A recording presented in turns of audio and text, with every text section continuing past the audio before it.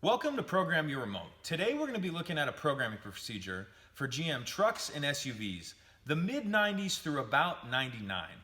So the first thing we're going to need is our remotes, and you're going to need all the remotes for the vehicle, even ones that have been previously programmed to it, as they'll need to be reprogrammed in when we add additional ones.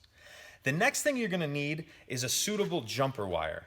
What I always recommend people to use is simply just a paper clip, because you probably have one laying around your house. So here's a regular paper clip that I just took and unfolded. So now that we have those, we're going to need to locate the OBD2 port underneath the dash. You'll see it right here. And an important thing to take note of here is it's a little wider at the top. That's what's going to tell you the top or the bottom. There's also a diagram of this on our website, which I'll put a link to in the box below. So once you figure out the orientation, this is the top, it's wider.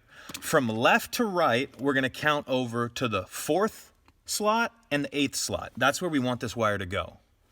So 1, 2, 3, 4. Go ahead and stick that in. And then 5, 6, 7, 8. Stick that in. You probably heard there the door lock cycled, indicating the vehicle is now in programming mode. Should also say you're going to leave that in the whole time that we do the programming. So that wire's in there. You're going to grab our remote and we're going to press and hold down the lock and unlock button at the same time and continue to hold them down until the door lock cycle again. This can take up to 30 seconds.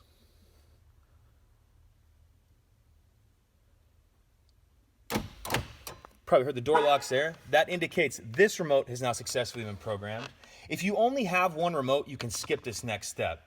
If you have any additional remotes, again, including any remotes that have already been programmed, you'll repeat the previous step for each remote, pressing and holding down the lock and unlock button. That one programmed immediately, but sometimes it can take longer. Once you're done adding remotes, you'll go ahead and remove the wire. And now let's test the remotes. Those are working remotes. Thanks for watching, everyone.